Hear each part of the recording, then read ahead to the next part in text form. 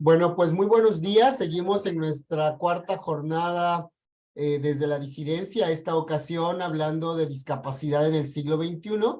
Agradezco mucho a la maestra Estrella Flores que ha aceptado la invitación a través de la maestra Isela, coordinadora del Campus Benítez, y que, bueno, en esta ocasión estamos hablando precisamente porque el 3 de diciembre, el 3 de diciembre pasado, fue el Día Internacional de la Discapacidad, donde se habla, ¿no? Que es importante los días porque se visibilizan las cosas. Y ayer, mientras hablábamos un poco de la introducción acerca de los conceptos básicos, hoy vamos a pasar a otro tema bien importante, del cual de la maestra Estrella nos va a platicar, que es respecto al desarrollo de la autonomía. Papás, mamás, tutores, cuidadores, docentes, etcétera, etcétera. La responsabilidad que tenemos en relación al desarrollo de la autonomía. Te dejo, Estrella, aquí voy a estar por cualquier cosa. Muchísimas gracias, maestro. Bueno, un placer el compartir este tipo de espacios que es sumamente importante y creo que UNIPAC ha marcado la huella ante este aspecto de inclusión y respeto, sobre todo a lo que es la diversidad. Si hablamos de respeto, creo que podemos disminuir un poquito esta situación de querer ser inclusivos, simplemente seamos respetuosos ante las diferencias humanas. Entonces, UNIPAC se ha mostrado siempre atento ante esta situación y el realizar este tipo de espacios, pues, es muy bueno para todos nuestros alumnos, futuros agentes de cambio, y pues para la sociedad en sí.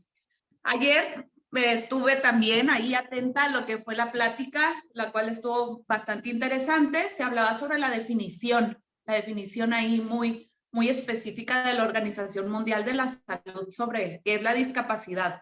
Y lo voy a repetir, aunque la maestra Citlali ya lo dijo, la Organización Mundial de la Salud lo enmarca como deficiencias tanto físicas, intelectuales, sensoriales, en la interacción que pueden obstaculizar la participación de las personas en la sociedad o en cualquier contexto. Ante esto, pues ya nos queda marcado de que son personas que no van a poder hacer ciertas cosas y como que nos lo hemos arraigado bastante, que aparte de que la cultura mexicana somos maternales y paternales también, bueno, ante una situación de discapacidad, pues aumenta esta situación. Entonces, hoy vamos a platicar un poquito sobre la parte del papá, de la mamá, de los tutores y los cuidadores, en cómo asumen, porque se casan por completo con la responsabilidad de cuidar y proteger, y en muchas de las ocasiones se olvidan bastante de que ellos también tienen pues una serie de situaciones personales. Entonces creo que para comenzar con esto es replantearnos que cuando surge un embarazo, pues comienzan toda esta serie de expectativas y comienzan los papás a hacerse expectativas, mi hijo va a hacer esto, va a ser futbolista, entonces a veces, pues, ¿no? Las expectativas se derrumban ante este concepto de la discapacidad o ciertas dificultades, tanto intelectuales, sensoriales, físicas. Entonces creo que de ahí es importante partir para hablar sobre el desarrollo de la autonomía. El que los papás sepan que el punto número 1, está bien que tengan miedo, está bien que se sientan tristes, está bien que lleven un proceso, pero eso es lo más importante, el prepararnos, el comenzar con un proceso de aceptación para poder trabajar con nuestro hijo con alguna discapacidad, nuestro familiar con alguna discapacidad. Si bien se replanteaba ayer, bueno, tenemos discapacidades de nacimiento, pero también tenemos discapacidades adquiridas. Nadie estamos exentos de en algún momento de nuestra vida, pues tener alguna discapacidad motriz o alguna otra. Entonces creo que el trabajar principalmente en un espacio colaborativo como familia es bien importante. Trabajar lo que es la aceptación del diagnóstico y ahí partir. Si yo como mamá estoy bien, si yo como papá estoy bien, vamos a poder trabajar en conjunto para el desarrollo de nuestros hijos o nuestro familiar. Entonces, eso es bien importante. Que sepan que está bien sentirse mal también. Y de ahí, pues ir partiendo. Me tocó en la maestría hacer un pequeño estudio sobre el nivel de sobrecarga del cuidador de personas con discapacidad. Y es impresionante los niveles de sobrecarga, pues, del cuidador. Entonces, existe por ahí un test sobre el nivel de sobrecarga del cuidador, específicamente se llama, lo hace Sarit. Entonces, ahí va analizando los factores o las variables que principalmente intervienen en lo que es este nivel de sobrecarga, y pues se encuentra principalmente la funcionalidad o el funcionamiento de la persona que van a cuidar. Están también los factores económicos, es uno de los factores también principales. ¿Qué tanto va a requerir la persona unifamiliar en terapias, en especialistas, maestra sombra, cuando ya estamos en un contexto educativo, lo cual todo esto pues lo costea lo que es la familia? Están los tiempos. Incluso hay papás que dejan de trabajar, dejan todo para cuidar por completo a su familia, y pues ya intervienen también aspectos como edad, sexo, si está la pareja, papá y mamá al cuidado, si únicamente está mamá, si únicamente está papá. En muchas de las ocasiones los cuidadores no son los padres de familia, sino los abuelitos. Hay muchos casos que los abuelitos son quienes les toca este proceso de cuidador, entonces los niveles son muy altos. Atendiendo esta situación, el saber que es importante la atención ante nuestra persona con alguna discapacidad que vamos a estar cuidando, pues también el desarrollo de toda la familia ante la atención es sumamente importante. El saber que tenemos un hijo, un hermano, un sobrino con alguna discapacidad, pero también él tiene hermanos, él tiene un papá, él tiene una mamá, entonces es todo un conjunto y toda la familia debería ser atendida para un mejor desarrollo. Entonces, partiendo de ahí, bueno, me gustaría hablar un poquito sobre esta cultura mexicana, también sobre el asistencialismo que pues ya como que nos acostumbramos a sobreproteger. Entonces, me gustaría platicarles sobre Pablo Pineda. No sé, maestro, si haya escuchado un poquito sobre Pablo Pineda. Pablo Pineda es un licenciado en educación. Él tiene síndrome de Down y fue el primer universitario en España con síndrome de Down. Entonces, Pablo Pineda actualmente se encuentra pues dando conferencias en diversos lugares, y hay una frase que me gusta mucho de él y él implementa mucho esto. Dice, las familias tienen que educar, no sobreproteger. Esto es bien importante, y él, como una persona con discapacidad, lo plantea y lo replantea y dice, si a mí mis papás me hubieran limitado tanto a estudiar como a seguirme preparando, jamás hubiera llegado a ser universitario. Entonces es el temor el que los papás, ¿no? Tratar de proteger, pero es necesario trabajar lo que es la autonomía en todas las personas, sea la discapacidad que sea, o sea la funcionalidad también que se tenga ante la diversidad funcional de cada uno de las personas. Entonces, hablando pues de este caso, pues Pablo Pineda, incluso se enojan porque, bueno, tenemos grados también de síndrome de Down. La mayoría de las personas con síndrome de Down sí hay una implicación intelectual, pero hay que saber que no todas las discapacidades se ve, hay alguna dificultad cognitiva. Entonces, en el caso, bueno, hay un síndrome de Down, que no está tan implícito o esta parte intelectual.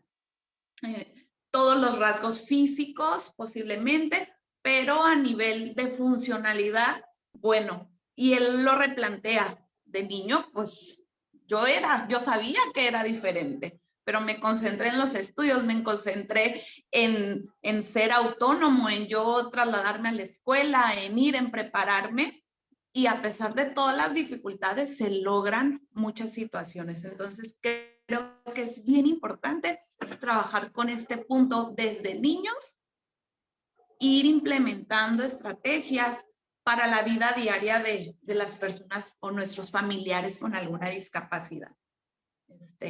Entonces, sí es importante esta parte. En las escuelas actualmente, bueno, sabemos que ya se están viendo más casos. Era curioso el decir, en mi salón no hay ningún compañero con alguna discapacidad. Yo recuerdo cuando era niña, no hay nadie con ninguna discapacidad, pero posiblemente teníamos a nuestro compañerito que usaba así los lentes y que todavía se sentaba hasta atrás y que no podía ver. Entonces, bueno, ahí ya estamos hablando de una discapacidad. Va a tener dificultades en el desarrollo y en la participación. Entonces, las adecuaciones curriculares aquí van a ser bien importantes. Pero hay que saber, porque a veces tenemos alumnos muy inteligentes y que utilizan también su discapacidad para justificarse. Creo que todos hemos tenido algún alumno de, profe, es que yo tengo un déficit de atención, profe, es que yo tengo autismo, y ya están en un nivel escolar donde implica mayor esfuerzo.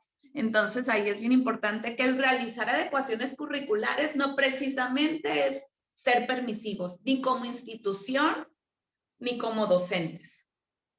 Es importante adecuar, pero sin llegar a este punto de justificar siempre y ser permisivos. Eso es bastante importante. Si desde niños en educación básica vamos implementando estrategias y adecuaciones, pero el fomentar competencias, bueno, ahorita nuestra enseñanza basada en competencias, pues es eso, el brindar competencias a nuestros alumnos para la vida diaria. Entonces, a todas las personas, a todos los alumnos, el trabajar por medio de competencias y sí adecuar ciertas situaciones y ciertos aprendizajes ante cierta necesidad o cierta nivel de competencia específica es correcto, pero nunca de, tú no lo hagas porque pues estás en silla de ruedas. El caso, pobrecito, yo ya lo hice famoso a mi amiguito, pero es el caso de mi compañero, es un compañero de la universidad y lo invito siempre a todos los foros que realizo. Él está en silla de ruedas, él tiene una discapacidad física y dice que él en la escuela estaba de oyente. Él estaba de oyente y él decía, yo quiero también aprender a escribir, yo quiero también participar de otra forma.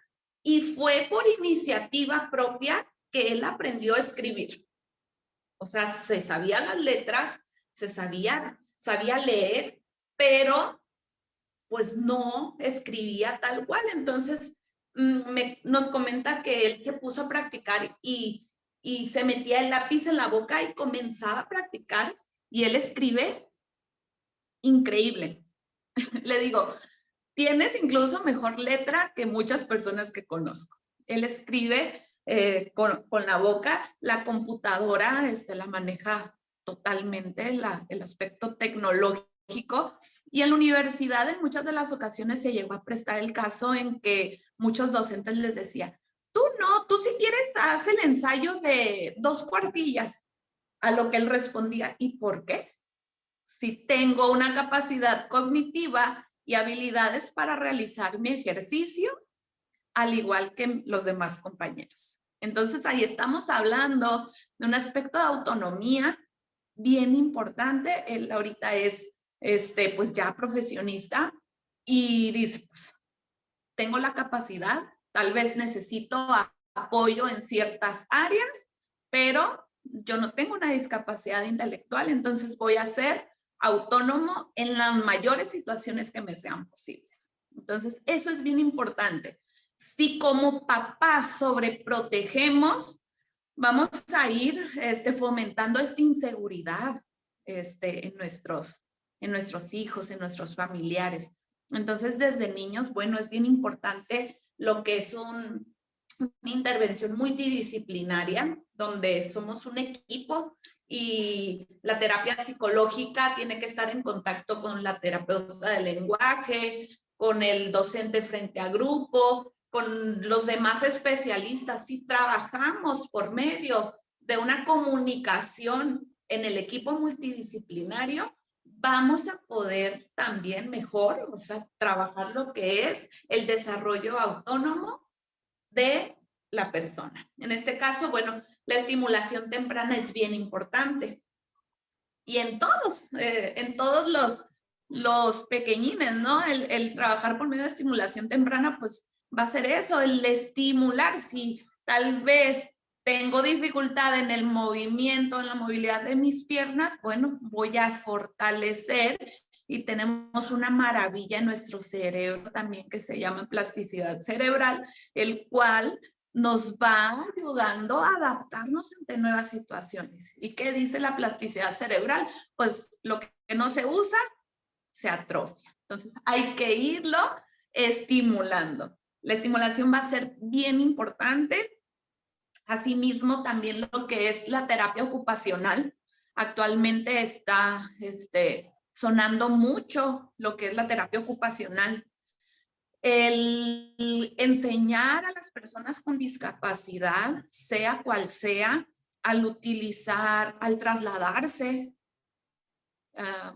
moverse en la ciudad, que sí sabemos que falta muchísimo apoyo en las políticas también públicas ante la infraestructura y los derechos y la apertura en empleos y todo, pero al menos, bueno, ir nosotros por medio de la terapia ocupacional, ir abriendo campo ante habilidades en cada una de las personas para saber utilizar el transporte público, para poder pedir comida en un restaurante, que claro, decían por ahí, hablamos del lenguaje inclusivo, pero no hay un menú en braille. Creo que son muy pocos lugares en los que si podemos pedir un menú en braille lo van a tener.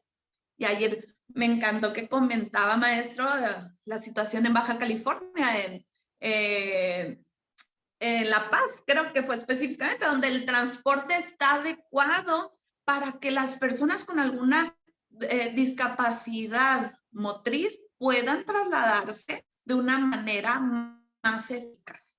Entonces, creo que la infraestructura es bien importante.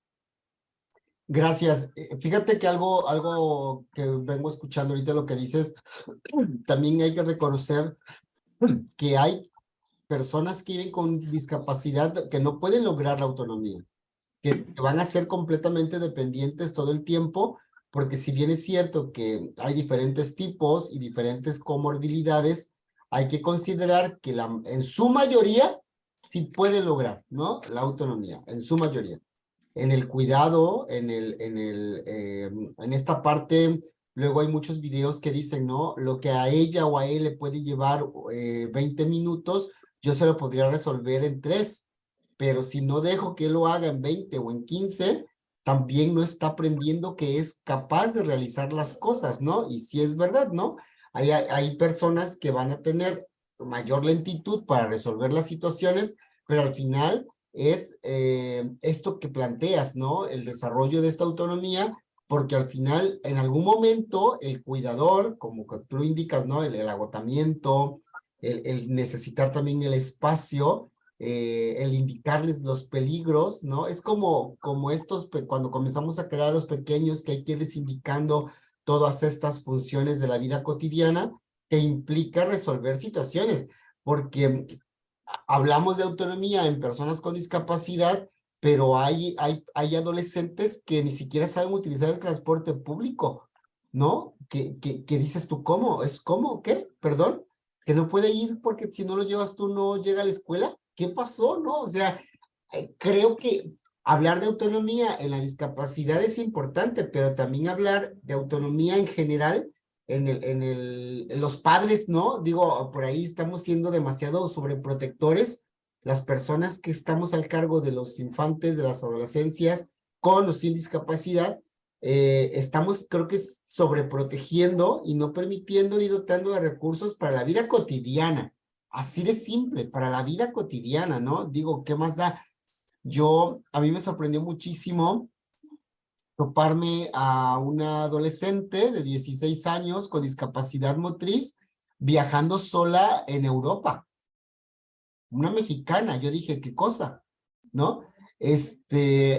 Primero me sorprendió la edad y bueno, el segundo la discapacidad, ¿no? Tenía una discapacidad motora que dices tú, sola viajando en Europa a los 16 años, ¿sí me explico? Y dices, bueno, sus papás le han brindado los recursos necesarios para poder movilizarse, ¿no? Y en esto de ir buscando y resolviendo, porque todo el tiempo me tocó conocerla en el cambio de un vuelo con otro, donde el avión casi nos dejaba, y, y, y, y este, y no se les cierra, o sea, decide, toma decisiones, pregunta, esto, lo otro. Entonces, oh, a ver, ¿qué estamos haciendo, no? ¿Qué estamos haciendo? Porque algo, los papás hicieron algo muy bien. Y al final del día es esto, ¿no? Yo como vuelvo a insistir, no todas las personas que viven con discapacidad van a tener autonomía plena, pero sí en su mayoría pueden desarrollar la autosuficiencia para poder seguir generando los recursos de la vida cotidiana, ¿no? El saber solicitar, el saber comunicarse de algún modo, etcétera, etcétera. Pero bueno, creo que mucho tiene que ver con esta cultura de los mexicanos, ¿no? De este asistencialismo.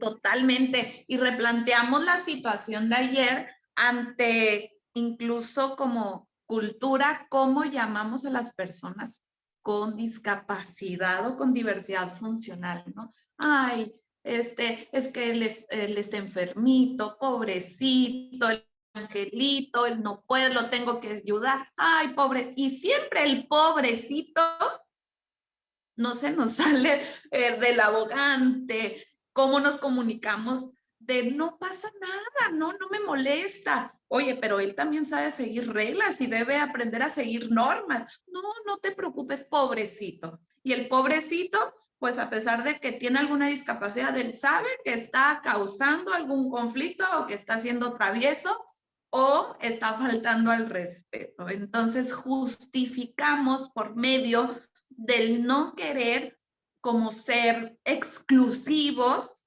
es que creo que ya la palabra inclusión ha llegado a estos límites de el temor de faltar al respeto, justificamos todo. Entonces creo que es bien importante aportar las herramientas ante cada una de las situaciones. Y a nivel cognitivo, él tiene la capacidad de racionalizar entre lo adecuado y lo inadecuado. Hay que fomentar lo que es la disciplina y los valores. En este caso, bueno, sabemos porque ayer también se mencionaba, ¿no? Sobre, ay, es que son bien enojones, incluso están de malas. Bueno, han sufrido en muchas de las situaciones exclusión y discriminación. Sí. ¿Se están haciendo cambios al respecto? También. Sabemos que falta mucho, pero creo que podemos comenzar a poner nuestro granito de arena desde nuestro contexto e irlo ampliando.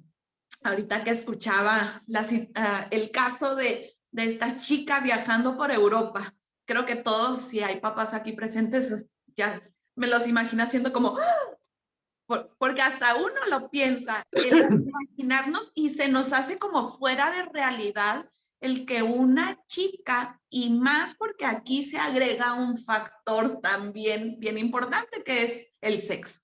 Una chica viajando sola y con discapacidad nos parece improbable. No, Y lo es.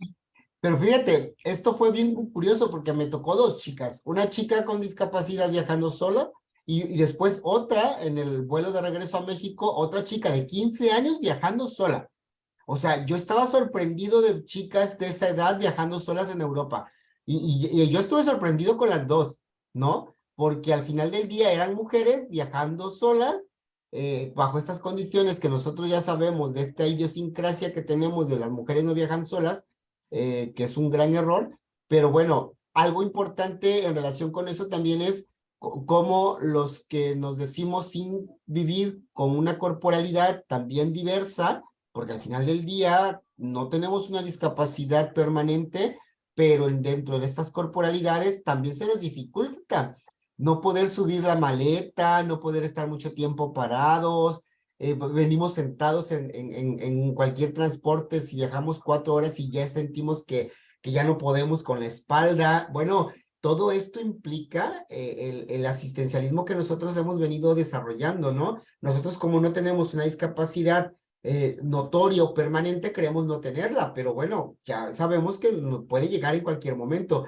Y algo que también tenemos que superar los maestros, los directores, los ciudadanos, los compañeros de clase es, no todas las personas requieren de tu ayuda. Sí. O sea, hay que respetar, ¿no? Y justo ayer Citlali mencionaba a uno, oye, ¿por qué tocaste mi silla, no? O sea, ¿por qué tocaste? Pues sí es cierto, porque nosotros creemos que forzosamente requieren de una ayuda, de una colaboración, cuando no es así. Un estudiante de la universidad justo nos comentaba y le agradecí muchísimo el comentario que hizo en un curso que tuvimos, donde decía que, bueno, ella conoce a un grupo de amigos, salen de antro, ¿no? Y todo así como que, bueno, pero queremos ir a bailar, y de momento ve al otro chico que no tiene piernas y que está en una silla de ruedas, pero ¿y tú por qué quieres ir a bailar? ¿Cómo vas a hacer para bailar, no? Entonces, para las personas que no convivimos cotidianamente con una persona con discapacidad, que ellos soliciten ciertas cosas, se nos hace como, qué rollo, ¿no? Pero al final del día ella me decía que el chico la invita a salir y que a ella le da mucha pena, ¿no? Pues hasta, o sea, como, ¿cómo le digo que no? ¿Cómo le digo que no quiero salir con él? ¿Va? Entonces, pues bueno, pues salgo y ella lo comenta, ¿no? Dice, yo voy a ser honesta, yo lo hice por lástima en ese momento. Luego descubrí que la que estaba completamente errada de las cosas era yo, ¿no?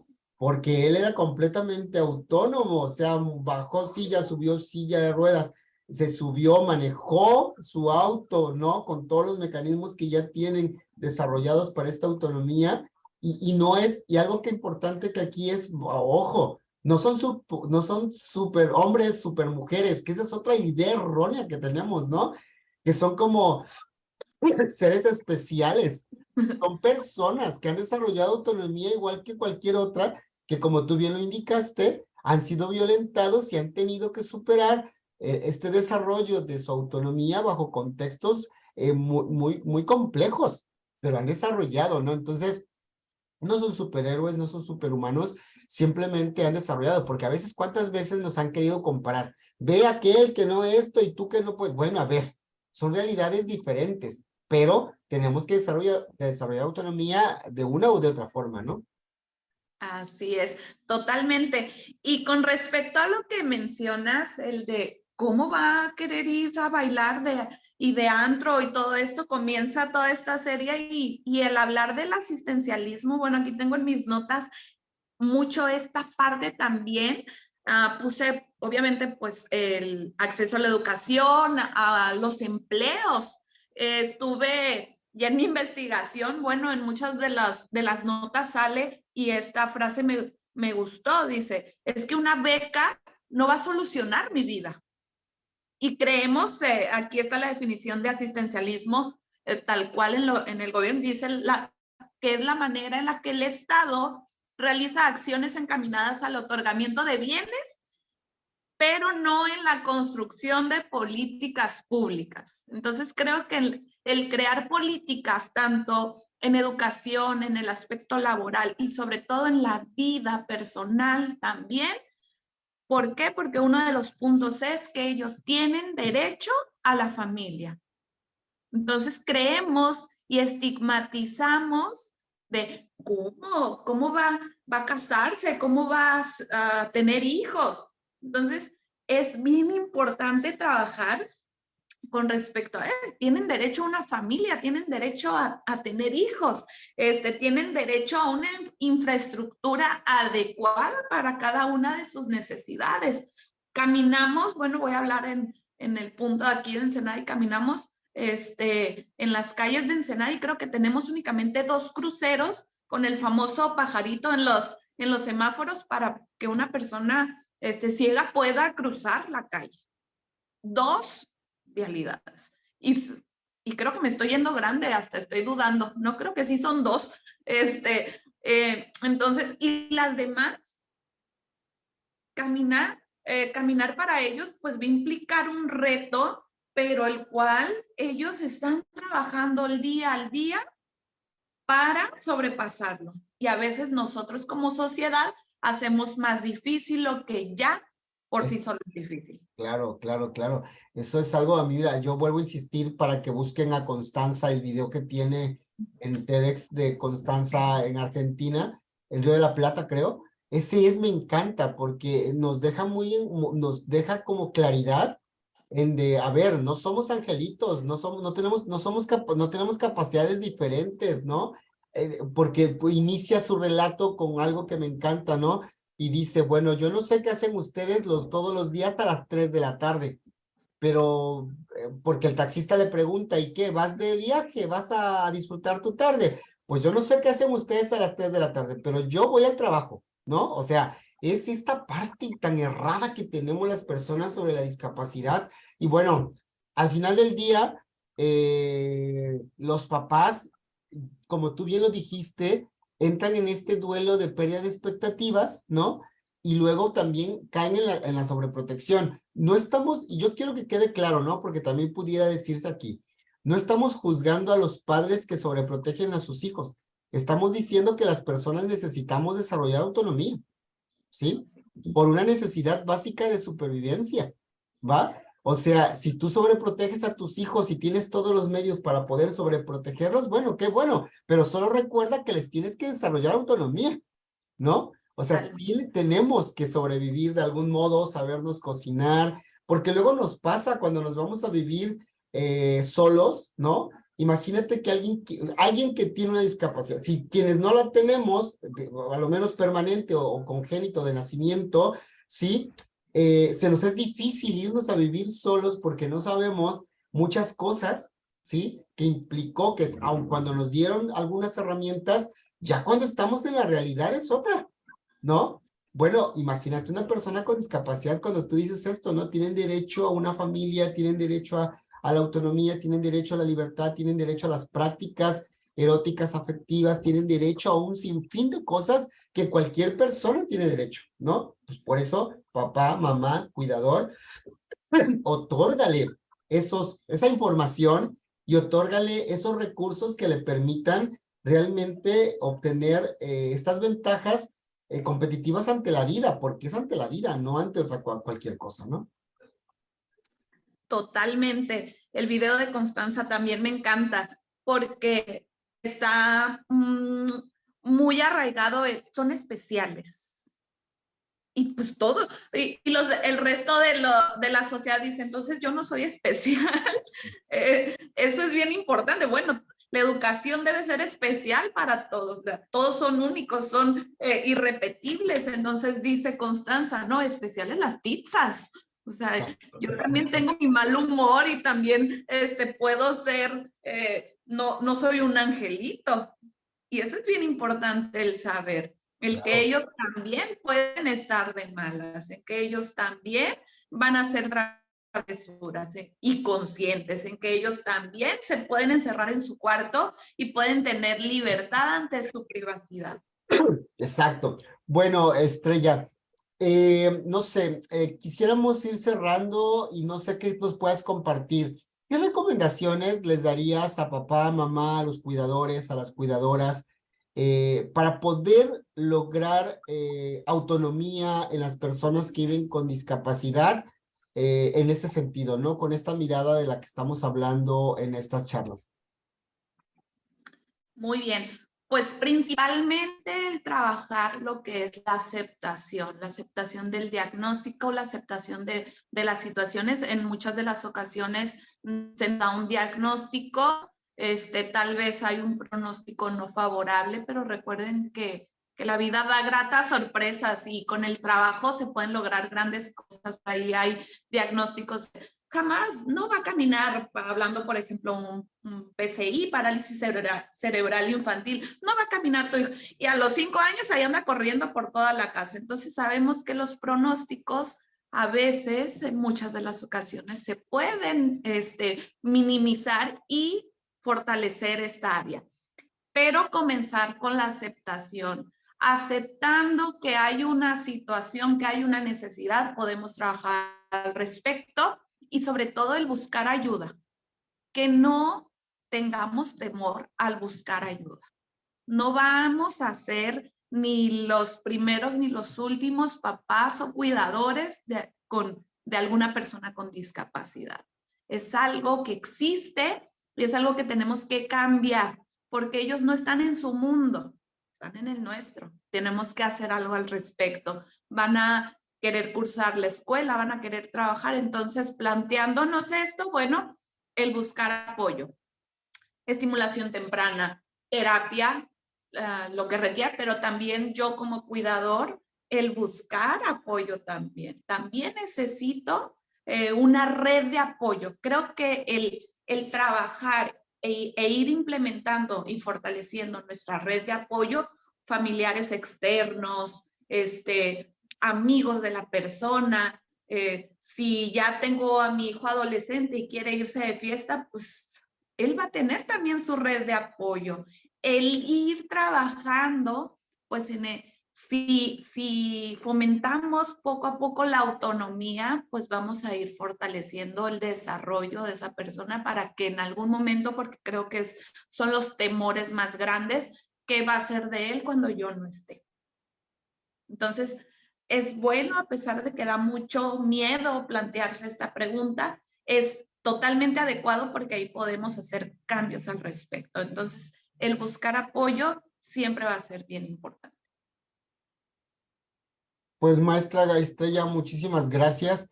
Creo que, bueno, abrir estos diálogos siempre es importante, no solamente para quienes desde muy cerca viven la discapacidad, sino para todas las personas que estamos involucradas en procesos formativos.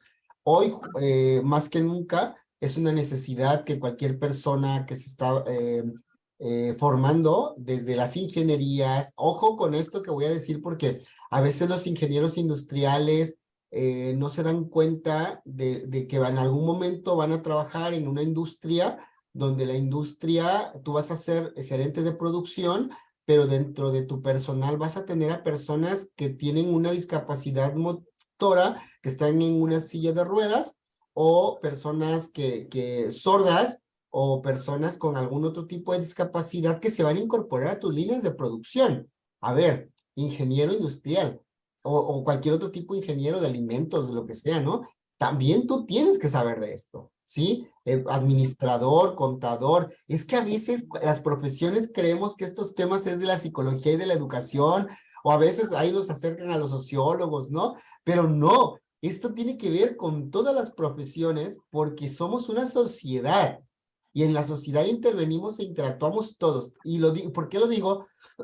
Justo me han convocado para dar una charla en una industria maquiladora para hablar de estos temas, ¿no? ¿Cómo y por qué? Pues porque hay que sensibilizarnos y otras industrias ya comenzaron a ver, ok, ¿cómo reclutamos?